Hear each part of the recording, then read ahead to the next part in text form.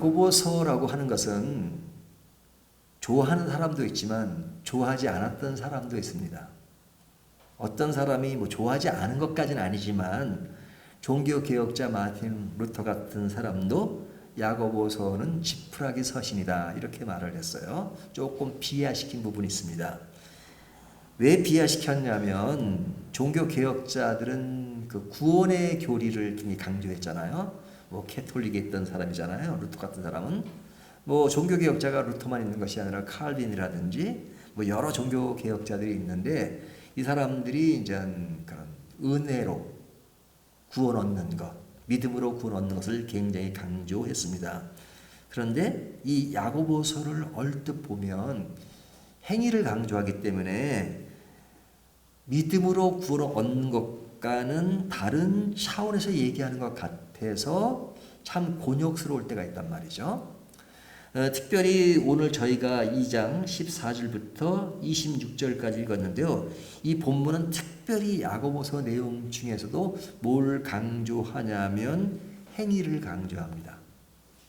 그래서 이 행함에 대한 이야기가 우리가 주장하는 이신칭의의 교리, 믿음으로 구원을 얻는다는 것, 이것과 좀 상반되는 것이 아닌가 하는 그 오해 때문에 상당히 어려워하는 경우가 있습니다.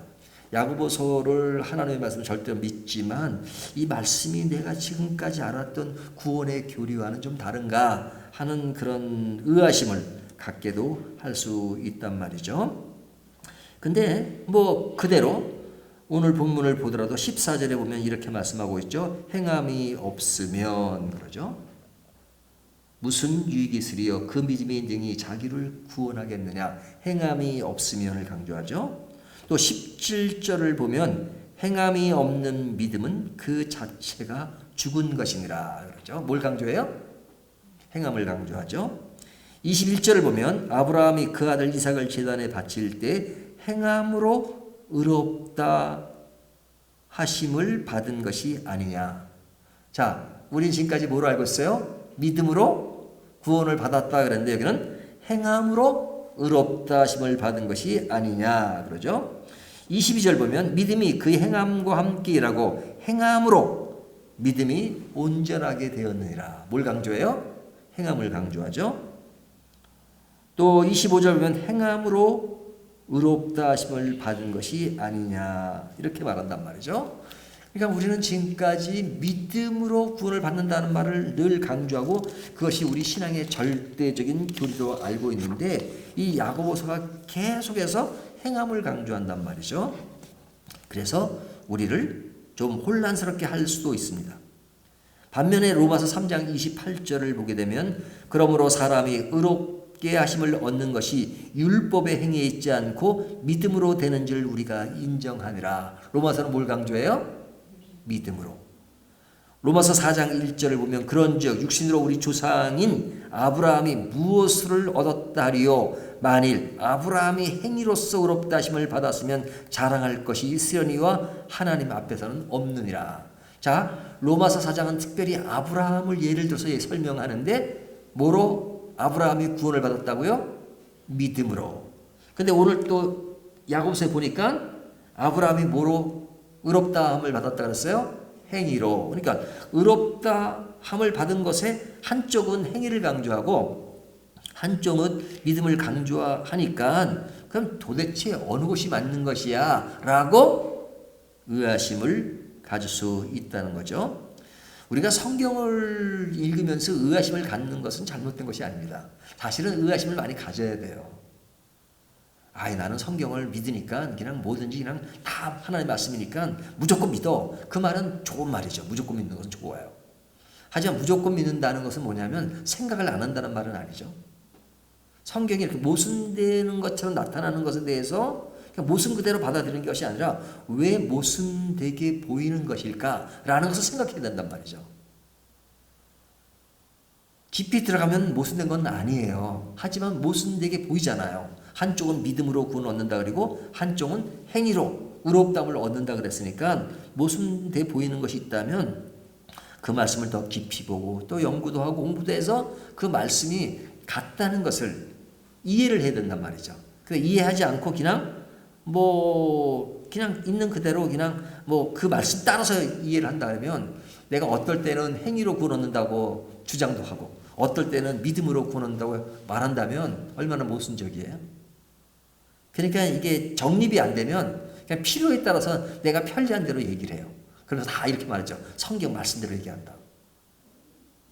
성경은 그래서 문맥으로 이해를 해야 되는 거예요. 우리가 성경 한 권 한 권을 이해해야 된다는 것. 그것이 중요한 이유가 다 그런 이유 때문에 그렇습니다. 자, 그러면 이 야고보서가 오해를 불러일으킬 만큼 이렇게 말하는 이유가 무엇일까? 자, 우리가 성경은 일처럼 믿는 사람들에게 주어진 말씀입니다. 하지만 믿는 사람에게 주어진 말씀이라 하더라도 우리가 믿기 전 상태에서 이야기할 때가 있고 믿은 후의 상태에서 얘기할 때가 있어요. 근데 우리가 믿음으로 구원 얻는다는 말을 할 때는 믿기 전 상태를 전제하고 이야기하는 겁니다. 그러니까 믿지 않았던 사람에게 너 어떻게 구원 얻을 수 있어? 예수 그리스도를 믿어야 돼. 그러면 믿어야 돼라고 말하는 것은 믿지 않았던 상태를 전제하는 거죠. 그러니까 예수를 믿고 구원을 얻으려면 뭘 해야 돼요? 예수님을 믿어야 돼요. 믿지 않고 구원 받을 수 있는 방법이 아니에요. 그러면 로마서는 어떤 것을 전제라고 말하는 겁니까? 믿지 않는 상태를. 그렇죠? 믿지 않는 상태를. 그러니까 믿어야 돼. 이렇게 강조하는 겁니다. 자, 그럼 반면에 야고보서는 누구를 전제하고 말하냐면 믿는 상태를 전제하고 말하는 겁니다. 예수를 믿는 상태를. 그러니까 예수를 믿었어요. 어떻게 믿어요? 믿음으로 구원 얻는 사람을 말하는 겁니다. 예수 그리스도를 믿는 사람에게 행함이 없으면 이렇게 말하는 겁니다. 행함이 없으면 이렇게 말합니다. 그러니까 야고보서는 믿는 사람에게 참 신앙이 무엇인지, 바른 신앙이 무엇인지, 그리고 살아있는 믿음이 무엇인지를 말하는 것입니다. 자, 살아있는 신앙, 살아있는 믿음, 바른 믿음, 참 믿음이라고 전제할 때는 뭐가 있다는 거예요? 거짓된 믿음, 외식적인 믿음, 의식적인 믿음, 이런 것에 대해서 비판을 하는 거죠. 그러니까 안 믿는 사람에 대해서 당신이 믿음이 있느냐 없느냐를 말하는 것이 아니라 믿는 사람에게 참 믿음을 가져라. 산 믿음을 가져라. 그런데 너희들 중에 산 믿음이 아니라 죽은 믿음을 가지고 있는 것이 있다 하면서 참 믿음을 강조하는 겁니다. 성경은 크게 두 가지를 강조합니다. 하나는 하나님께 나아가는 길과 다른 하나는 하나님과 동행하는 것입니다. 자, 하나님께 나아가는 길은 뭐예요? 믿음으로 나가는 겁니다. 동행하려면요, 물론 믿음이죠. 하지만 동행하는 삶의 과정, 여기에는 뭐가 필요하냐? 하나님 나라의 백성의 삶의 스타일이나 삶의 철학이나 삶의 가치관, 이런 것들이 포함되어 있는 것입니다. 그러니까 로마서나 야고보서가 모순돼 보이는 것이 아니라 강조의 차이가 있는 겁니다. 강조. 로마서는 뭘 강조해요? 믿음을 강조해요. 의롭게 되는 것을 강조합니다. 어떤 상태에 있는 사람들에게? 믿음을 갖기 전 상태에 있는 사람에게 믿음을 가져야지만 구원을 받아 라는 것을 강조하는 반면에 야고보서는 사람들 앞에서 그리스도인이 어떻게 살아야 하는가, 삶의 모습, 삶의 처신, 이런 것을 강조하는 겁니다. 그러니까 야고보서가 행위에 대한 이야기를 할 때 반드시 그 앞에 믿음이 있다고 하고 이렇게 믿음을 전제로 하고 얘기하는 것은 뭐냐면 믿음이 중요하다는 것을 강조하는 거죠. 야고보서가 믿음이 중요하다는 것을. 믿음을 빼고 행위를 얘기하는 것이 아니라 믿음은 기본이에요. 기본. 믿음은 기본이란 말이죠. 야고보가 누구예요? 예수님의 동생이잖아요. 예수님의 동생이 믿음을 모르고 초대교회 감독인데 그걸 모를 리가 없죠. 그리고 야고보가 무슨 율법주의자나 그런 건 아니잖아요. 믿음이 무엇인지, 구원이 무엇인지를 잘 아는 사람입니다. 그러니까 야고보는 행위가 구원과 모순되었다고 말하는 것이 아니라 믿음을 가진 사람들에게 행위를 이야기하는 겁니다. 자, 그래서 오늘 본문이 어떻게 시작돼요? 14절에 내 형제들아 그러죠. 내 형제들아. 누구에게 하는 말이에요? 형제들에게 하는 말이죠. 형제라고 하는 것은 뭐 그냥 같은 부모의 자녀다 하는 그 정도의 의미가 아니라 믿는 사람들 간의 호칭이니까 믿는 사람들이요 이렇게 말하는 겁니다. 예수님을 믿는 사람들이요 이렇게 말하는 거죠.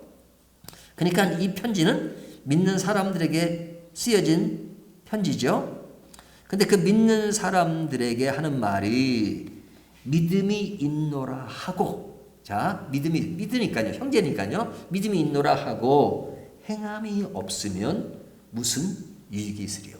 자, 믿음이 있다 그래요. 근데 뭐가 없어요? 행함이 없다.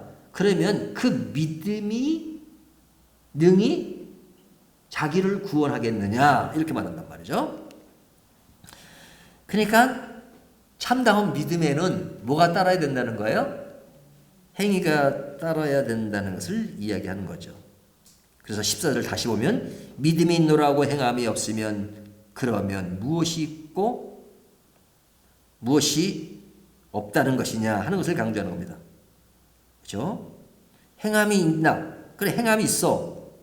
근데 믿음이 있다고 그래. 근데 뭐가 없어요? 행함이 없다 그러면 그 믿음 어떤 믿음인가 하고 지금 질문을 하는 거죠. 그러니까 아까 말씀드린 것처럼 야고보는 지금 믿음을 강조하고 있는 겁니다. 하지만 그 믿음이 있노라 하고 할 때 하고가 뭐예요? 말하는 거죠. 말하는 겁니다. 그러니까 우리가 전 믿음이 있어요. 왜냐하면 믿음으로 구원 얻으니까 나는 믿음이 있어요. 뭐 말로 꼭 그렇게 안 해도 생각이 그렇다면 말로 하는 것이죠. 그러니까 믿음이 있노라고 생각하고 나는 믿음으로 구원 얻는다고 생각하고 그런 가치관을 알고 그런 성경의 원리를 알고 있어요. 믿음으로 구원 얻는다는 걸. 그런데 삶을 보면 삶은 없다는 거예요. 그러니까 믿음은 뭐로 있는 거예요? 말로 있는 거예요. 말로. 나는 믿음 있어. 믿음으로 구원 얻어. 말을 해요. 하지만 삶은 없어.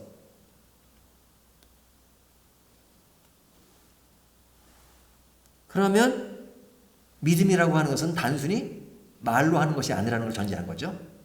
믿음은 말로 하는 거 아닙니다. 그러니까 말로 천국 가는 게 아니에요. 말로 천국 가는 게. 우리 한국은 세계적으로 볼 때 교육 수준이 굉장히 높습니다. 그렇죠? 뭐 미국이나 영국 같은 데 그렇게 우리보다 문화가 더 꽃을 피운 나라들이 있지만 그 나라들도 지금은 우리 한국보다 교육 수준이 낮아요. 특히 미국은 더합니다.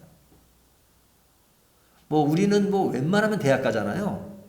영국 같은 경우는요, 대학 가는 율이 그렇게 많지 않아요. 제가 알기로는 아마 10%도 안 되는 걸로 알고 있어요. 대학 가는 율이. 고등학교 졸업하고 대학 가는 율이 그렇게 많지 않아요.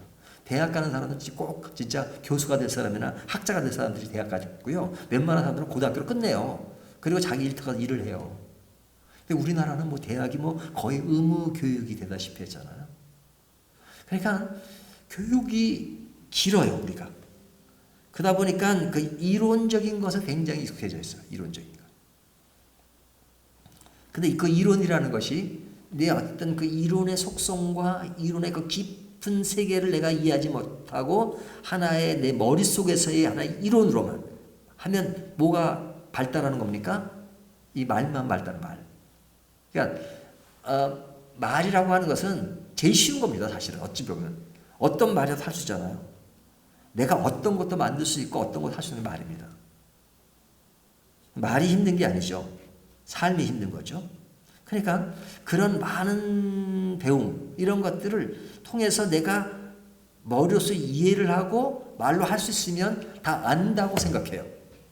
그래서 성경이 안다고 하는 것은 내가 머리로서 이해했다고 아는 것이 아니에요. 그렇죠? 가끔 예를 들지만 살찔 때 살 빼는 방법에서 이론적으로 많은 사람이 모르는 게 아니죠. 덜 먹고 운동 많이 하면 돼요. 근데 왜 안 돼요? 몰라서가 아니라 실제로 안 되니까.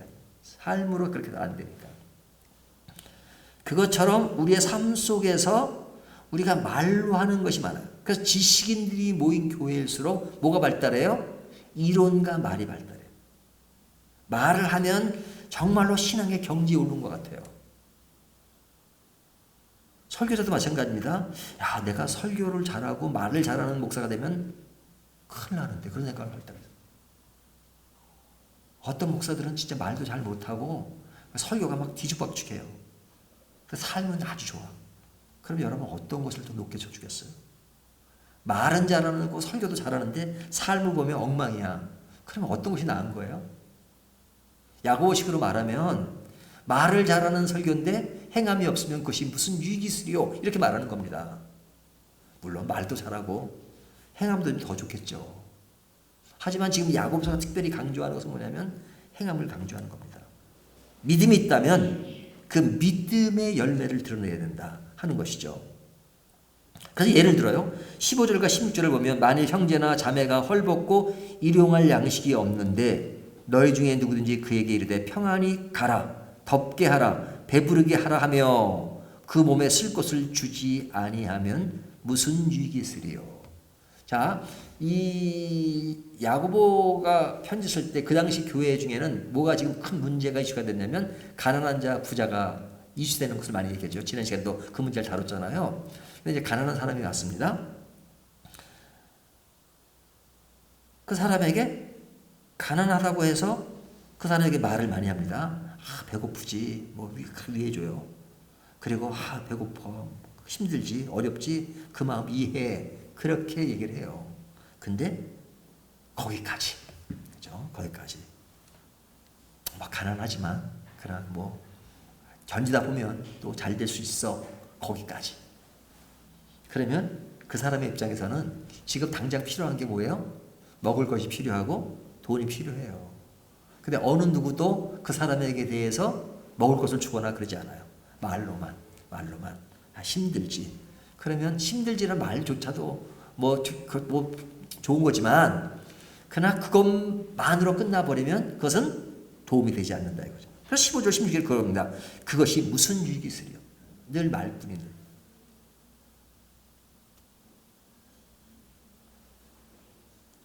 이 말로 하는 것이 어떨 땐 잔인하단 말이죠. 잔인해. 옛날에 그런 비아냥들이 많았잖아요. 예수 믿는 사람들은 말만 잘한다고. 그게 큰 비극적인 말입니다. 말만 잘한다. 그 얘기는 뭐가 포함되어 있는 거예요? 삶이 없다는 거잖아요.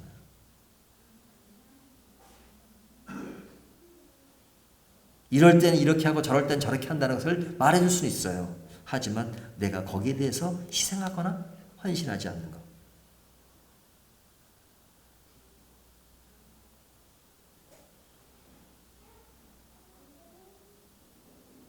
그래서 야고보서 보면 말로만 하는 것이 너무너무 많아요. 이런 면에서는 유익이 있다? 그런 것이 구원이라고 할 수 있다? 뭐 이런 등등. 근데 이런 것에 대해서 한마디로 얘기하면 그렇게 하는 것은 죽은 믿음이다 이렇게 말합니다. 이들은 서로 형제라고 말하고 믿음이 있다고 생각하고 헐벗고 양식이 없는 자에게 해결책을 말해줘요. 하지만 가난한 자에게 실질적인 도움이 안 돼요. 아무런 도움이 안 돼요. 말만 해요. 이런 믿음은 뭐라고요? 죽은 믿음이다. 이렇게 말하는 겁니다. 그러면서 야고보는 이런 것을 아주 구체적으로 가상적인 인물 한 사람을 등장시킵니다. 18절을 보세요. 어떤 사람은 말하기를 너는 믿음이 있고 나는 행함이 있으니 행함이 없는 내 믿음을 내게 보이라. 나는 행함으로 내 믿음을 내게 보이려 하리라. 자, 어떤 사람에게 물어보는 거예요. 당신은 늘 믿음이 있다 그래. 그럼 믿음이 있다는 것을 나한테 보이라 이거죠. 믿음을 보이라 이거죠. 그럼 믿음을 보이라면 어떻게 보일 수 있을까요? 자, 우리들에게 만약 질문한다면 아, 믿음이 있으세요? 그럼 믿음을 한번 보여주세요. 그럼 어떻게 이야기하죠? 아, 믿음은 보이는 것이 아닙니다. 우리가 하나님이 보이지 않잖아요. 그러니까 하나님은 살아계세요. 하나님은 살아계시지만 보이지 않아요. 아, 믿음을 보이라고요? 어떻게 믿음을 보입니까? 믿음은 보이는 것이 아니에요. 이렇게 말하시겠어요? 이렇게 말한다면 한쪽에 행함을 강조한 사람이 이렇게 말하는 겁니다. 나는 늘 믿음을 강조하지 않고 행함을 강조해요. 나는 행함을 보일 수 있어. 내가 실제로 간 사람을 돕잖아요. 나는 보일 수가 있어. 내 행함은 보일 수가 있는데 당신은 믿음이 있다고 하는데 보일 수가 없다면 그 뭡니까? 그렇게 말하는 겁니다. 그럼 실제로 우리가 믿음은 보일 수 없는 건가요?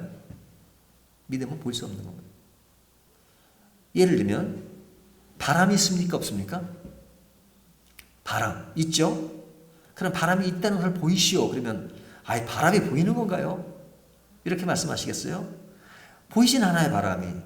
하지만 바람을 증명할 수 있는 건 맞죠. 그렇죠? 창문을 딱 여니까 커튼이 휘날려요. 그럼 바람이 있는 거잖아요. 예? 딱 문을 여니까 화분에 있는 것이 흔들려요. 밖에 나무가 흔들리고 그러면 바람 그 자체는 보이지 않지만 흔들리는 나무를 통해서 바람이 있다는 걸 증명할 수 있잖아요. 야고보가 말하는 것이 겁니다. 너는 믿음이 있다고 하면서 믿음은 보이지 않는 말을 잘하니까 믿음이 있는 것은 있어 보이진 않아. 하지만 그거는 말에 불과하고 실제로 믿음도 볼 수가 있는 것이다. 믿음도 어떻게 보이느냐 하는 얘기를 하는 겁니다. 믿음 어떻게 보이느냐? 믿음 볼 수 있다는 거예요. 그 믿음은 뿌리가 있고 열매가 있는데 그 열매는 뭐냐? 행함으로 볼 수 있다. 가난한 자에게 너 이렇게 하면 해결될 수 있다고 말하는 것이 아니라 해결될 수 있도록 도울 수 있는 삶의 행위, 그런 것. 이런 말씀을 보면 굉장히 도전적이에요. 왜? 우리가 이론과 아는 지식 이런 것으로 인해서 우리의 것을 정당화시키고 우리 것이 대단한 것처럼 생각하고 그러면서도 실제로 삶은 없으면서도 있다고 착각하게 만드는 것. 지식사회는 지식이면 다 되는 것처럼 다 아는 것처럼 내가 아는 지식이 다 아는 건 아니죠. 성경은 지식을 말할 때 내가 머리로서 이해를 했다고 지식을 다 하는 게 아니에요. 말로는 다 설명할 수 있죠. 그래서 20절에 보면 이렇게 말씀하고 있죠. 허탄한 사람아 행함이 없는 믿음이 헛것인 줄을 알고자 하느냐. 허탄한 사람아 행함이 없는 믿음은 헛것이다. 행함이 없는 믿음은 헛것이다. 이렇게 말합니다. 근데 귀신의 예를 들어요. 귀신 19절 내가 하나님의 한 분이신 줄을 믿느냐? 잘하는도다. 귀신들도 믿고 떠드니라. 말로 하면 지식으로 말하면 귀신이 더 잘할 때 알죠. 우리가 사복음서에 보면 예수님이 오실 때 귀신이 예수님을 향해서 뭐라 그래요? 하나님의 아들이라고 그러잖아요. 하나님의 아들이라고. 귀신이 예수님을 보고 하나님의 아들이라고 얘기해요. 많은 사람들 중에 하나님의 아들인지 모르는 사람이 많아잖아요. 귀신이 한단 말이죠. 아는 것으로 따지면 말하는 것 따지면 귀신이 더 잘 알아요. 하지만 귀신은 우리의 추구하는 것과 다른 것이잖아요. 그러니까 우리가 알고 있는 이론, 말 이런 것들이 중요하긴 하지만 그것만 절대적인 진리의 기준이라고 생각한다면 그것처럼 넌센스가 없는 거죠. 근데 사람들이 속아요 거기에. 말 잘하는 속아요. 말 잘하는. 정치인들도요. 말 잘하는 정치인이 나면 금방 속아요. 말 못하는 정치인이 나면요. 그 사람은 점수를 많이 이렇게 얻지 못합니다. 근데 말 못한다고 정치를 못하나요? 그러지 않잖아요. 말 못하고 정치하는 사람도 많아요. 역대 대통령, 우리나라가 전 세계 대통령 보면 말 잘하는 대통령도 많았지만 말 못하는 대통령 참 많았어요. 원고를 써주지 않으면 그냥 제대로 그렇게 못하는 사람. 아니 그럼 어떻게 말도 잘 못하면 어떻게 대통령이 될 수 있냐. 대학 교수들 중에 보면요. 말 못하는 교수들도 많아요. 근데 말 못하는 사람이 어떻게 그렇게 교수가 될 수 있냐. 말을 못하는 전혀 못하는 건 아니겠죠. 근데 영국을 보면요. 교수를 두 가지로 분류를 해요. 강의를 주로 하는 교수가 있고요. 그 다음에 학생과 인터뷰를 하면서 학생과 논문을 같이 써내려가는 교수가 있습니다. 영국은 이 튜토럴 미팅이라고 해가지고 학제가 우리나라는 미국 시스템이기 때문에 우리 한국 사람들은 영국의 그 교육 시스템을 잘 몰라요. 지금도. 그러니까 우리는 그냥 그 미국 시스템이니까 학교들이 크잖아요. 대학가가 얼마나 커요. 뭐 몇천 명, 뭐 몇만 명 되잖아요. 하지만 영국은 그렇게 학교가 크지가 않아요. 몇 사람. 그러면 이렇게 뭐 에세이를 쓰거나 논문을 쓰면요. 쓰는 게 전부가 아니라 이렇게 담당 교수랑 계속 인터뷰를 해요. 계속 만나요. 그러니까 같이 살아요, 같이. 그럼 대학 교수가 요건 요렇게 하고 저렇게 하고 질문하고 반론을 제기하고 그래서 논문을 같이 써내려가는 겁니다. 그래서 튜토리얼 미팅이라고 그래요. 뭐 그건 대학 박사과정이 아니더라도 학부 과정도 아주 그 훈련이에요. 그냥 에세이 쓰면 그냥 제출하고 점수 매겨주는 게 아니라 담당 교수랑 그 에세이를 가지고 같이 그 얘기를 해요. 그러면 교수가 잘했느냐 못했느냐를 말하는 게 전부가 아니라 반문을 해요. 네가 이런 걸 주장했는데 여기서 이렇게 했으면 어떻게 되느냐. 그러면 이제 그 학생이 이제 거기에 대한 또 답변을 해요. 그 교수님이 그렇게 질문하셨는데 나는 이렇게 생각합니다. 또 그럼 학생이 또 교수한테 그 교수님은 그렇게 주장하시는데 어떻게 또 이렇게 토론을 한단 말이죠. 그러니까 그런 교수들이 아주 권위가 있는 교수들이에요. 근데 교수가 딱 학생이랑 얘기해보니까 학생이 좀 뭐가 부족해. 기초가 부족해. 그러면 그때 교수가 이렇게 말하는 겁니다. 너 이 부분은 나랑 토론하기 전에 좀 기본 지식이 부족하니까 몇 달 며칠 무슨 요일에 가보면 어떤 교수가 강의하고 있을 거야. 그 강의 좀 듣고 와. 이렇게 얘기해요. 그게 이제 강의를 하는 교수들이에요. 그 강의 교수는 등급이 좀 떨어져요, 사실은. 근데 강의하는 교수들이 말은 더 잘하죠. 튜토리얼 미팅에 그 하는 교수들은 말은 좀 못할 수 있어요. 하지만 이렇게 논리적으로 토론하면 그러죠. 그러니까 우리가 이 말에 속으면 안 된단 말이죠. 말 잘하는 건 좋은 일이에요. 하지만 말 잘하는 것은 귀신도 잘할 수 있다. 성경이 이렇게 야고보서가. 그러니까 믿음을 잘 구별하라. 믿음을 잘 분별해라. 죽은 믿음이 많다. 산 믿음이 중요하다. 그 산 믿음이 뭐냐? 산 믿음이 뭐냐? 그걸 얘기하는 겁니다. 그러면서 오늘 본문에 예를 드는 두 인물이 있습니다. 누구죠? 23절에 보면 아브라함, 그리고 뒤에 보면 기생 라합이 나오죠. 25절에. 두 인물을 듭니다.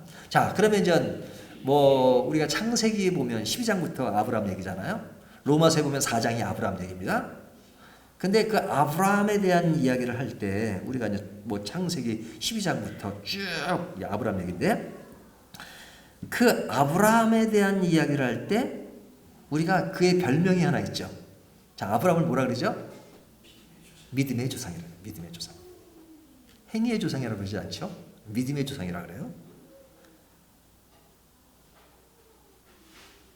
근데 야고보는 지금 행위를 강조하고 있단 말이죠. 그러면 아브라함이 온전한 삶을 살았나요? 아브라함이 온전한 삶을 살았나요? 성경은 하나님이 그를 의로 여기셨다. 의로운 자로. 의로운 자로 여기셨어요. 그러니까 의로운 자로 여기시니까 의롭게 살았겠다 생각하기 쉽잖아요. 하지만 자세히 그의 일생사를 들여다보면 실수한 것들 많잖아요. 실수한 것들이 많아요. 그 중에 실수가 대표적인 게 뭐죠?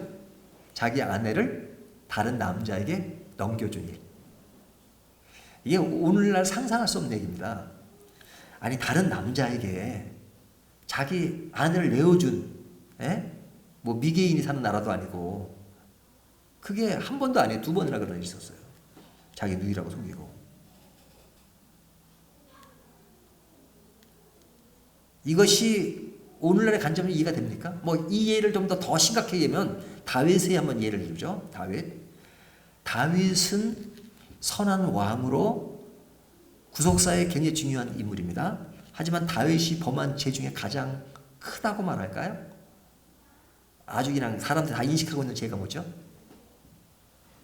밧세바를 범한 거. 밧세바를 범한 것보다 더 큰 것이 뭐예요? 범한 과정을 보면 밧세바의 남편 우리아를 죽였어요. 충성스러운 부하예요. 그리고 밧세바가 임신을 하니까 그 누명을 뒤집어 쓰기 위해서 전쟁 중에서 그렇게 열심히 전투하는 우리야 장군을 불러다가 그에 의해서 임신한 것처럼 꾸미기 위해서 전략을 세웁니다. 누가? 다윗 왕이. 근데 그 사람이 너무 충성해요. 내가 지금 이 전쟁 중에 내 부하가 지금 전쟁 중에 죽고 있는데 내가 어떻게 아내와 같이 있을 수 있습니까? 그러니까 다윗의 계획대로 안 되잖아요. 그냥 돌려보내고 다른 사람 시켜가지고 그 사람 치열한 전투에 참여하고 있을 때 그 사람 죽이게 하잖아요. 다윗은 뭐예요? 살인자예요. 살인자. 그것도 돌발적으로 한 살인자가 아니라 아주 철저한 계획 속에서 한 살인자입니다.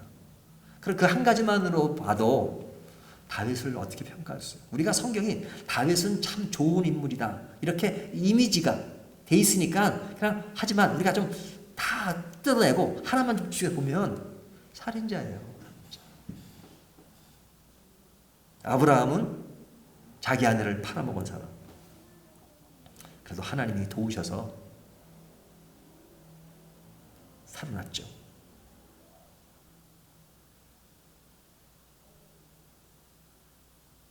그런데 성경은 그를 의로운 자로 여기신다. 믿음의 조상이에요. 아브라함. 믿음의 조상. 다윗은 이스라엘 역사에 너무너무 중요한 인물이에요. 그리고 예수 그리스도의 조상. 다윗의 혈통. 이것을 가져는 구속의 흐름에 굉장히 중요한 인물이에요. 그러면 그것이 뭐냐 이거죠. 그래서 지금 무슨 설명하기 위해서 지금 두 예를 든 겁니까? 살아있는 믿음. 살아있는 믿음. 근데 두 사람의 부정적인 얘기를 했으니까 이것이 살아있는 믿음이라고 할 수 있느냐. 물론 그런 실수가 있었어요. 하지만 그가 믿음뿐만 아니라 행위 있는 사람으로 아브라함을 등장시키는 이유는 뭡니까? 그가 과정 속에는 참 못하고 있는 것이 있었지만 아브라함의 생애를 보세요. 생애가 창세기 12장 쭉 보면 아브라함이 하나님을 바라보는 믿음이 있었어요. 믿음은 전제예요. 믿음. 하지만 그 삶의 흐름이 어떻게 진전되고 있는가. 의심도 해요. 아들을 주겠다는 의심도 하죠. 그런 과정들이 아내를 팔아먹는 그런 거 쭉 나가다가 제일 마지막에 가서 어떤 경지까지 가냐면 하나님이 그의 아들 이삭을 바치라고 합니다. 어렵게 얻은 아들인데 하나님이 그를 제물로 바치라고 해요.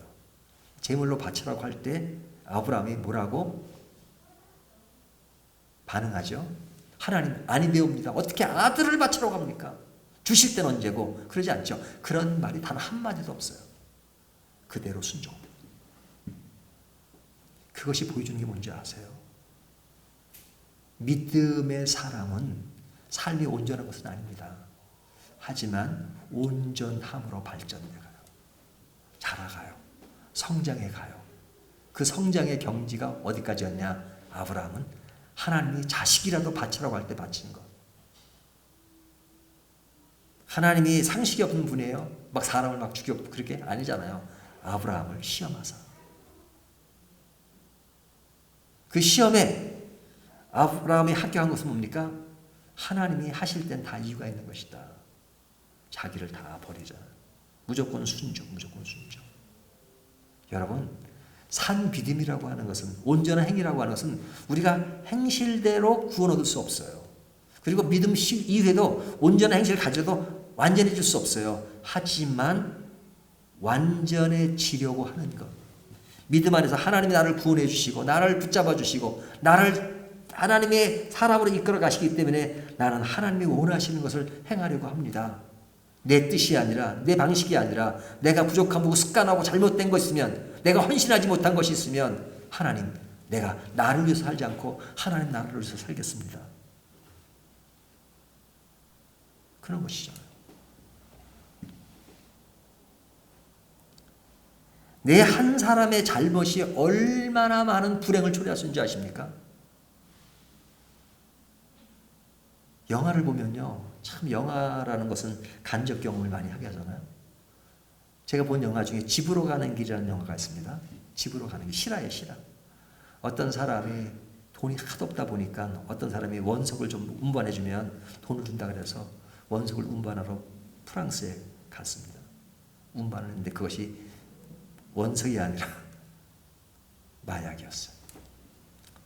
모르는 사이에 마약을 운반하게 된 거죠. 근데 걸렸어요. 근데 모르고 했기 때문에 그 프랑스에 있는 대사관에서 대사가 좀 나서면 한 4개월이면 풀려날 수 있는 그런 일이었는데 그 사람이 2년을 고생합니다. 형무소에서. 프랑스에 아주 그 외지에 있는 프랑스에서. 근데 그게 왜 그러냐면 한국 대사관에서 그 진범이 한국에서 재판받다가 걸려가지고 이 사람이 알지 못하고 했다는 걸 다 증언해서 그 증언 서류가 대사관으로 나오죠. 그러면 대사관에서 그걸 이제 불어로 해서 그 감옥에 보내주면 그 서류에 근거해가지고 재판받을 때 이제 뭐 한 조금 형 받고 나올 수 있는 그런 상황이었어요. 근데 대사관에서 별로 신경을 안 쓴 거예요.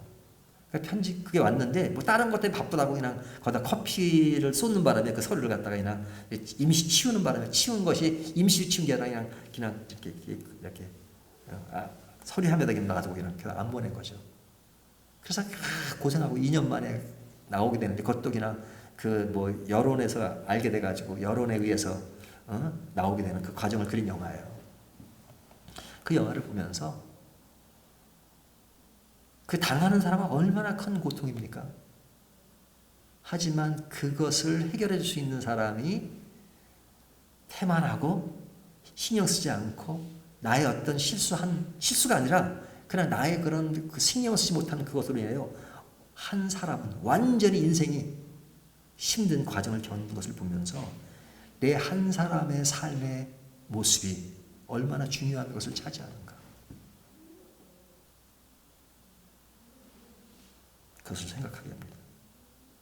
우리가 믿음의 사람들은 진짜 배워야 될 것은 하나님께 순종하는 것입니다. 사람에게 순종하는 것이 아니라 하나님께 순종하는 것. 하나님은 그를 의로 여기셨다. 그러니까 그 의는 행위 자체가 전부가 아니라 믿음이 있는 사람이기 때문에 그런 삶으로 발전할 수 있다. 기생나합도 마찬가지입니다. 기생나합은 이방인이었잖아요. 하지만 그가 정탐꾼을 숨긴 것, 그 믿음의 행위, 이런 것은 믿음의 결과라고 부르는 겁니다. 오늘 말씀을 맺겠습니다. 우리가 믿음이 있다는 것은 뭡니까? 삶을 동반하지 않는 것이 아니라 믿음은 우리의 삶을 자라게 만드는 것입니다. 그렇기 때문에 내 삶이 없다면 믿음이 없다라고 평가할 수밖에 없다는 것이 야고보서가 우리에게 말씀해 주고 있는 것입니다. 우리의 믿음은 온전하지 않습니다. 우리의 행위도 온전하지 않습니다. 하지만 그 안에서 늘 하나님 앞에 고민하고 하나님 앞에 무릎 꿇고 기도하면서 하나님 나의 부족한 것들을 늘 봐주십시오. 그리고 내가 부족한 것은 하나하나 개선해가면서 고쳐가면서 믿음으로 성장하겠습니다. 하나님을 향해 온전히 나가고 하나님을 향해서 순종하고 나를 포기하고 하나님 뜻이 이것이라면 나는 가겠습니다 라고 늘 다짐하고 가는 것, 이것이 참 믿음의 증거다 하는 것을 보여주고 있습니다. 이 믿음 따라서 우리의 신앙을 보다 넓게 점검해보는 저와 여러분이 되시기를 주님의 이름으로 축원합니다.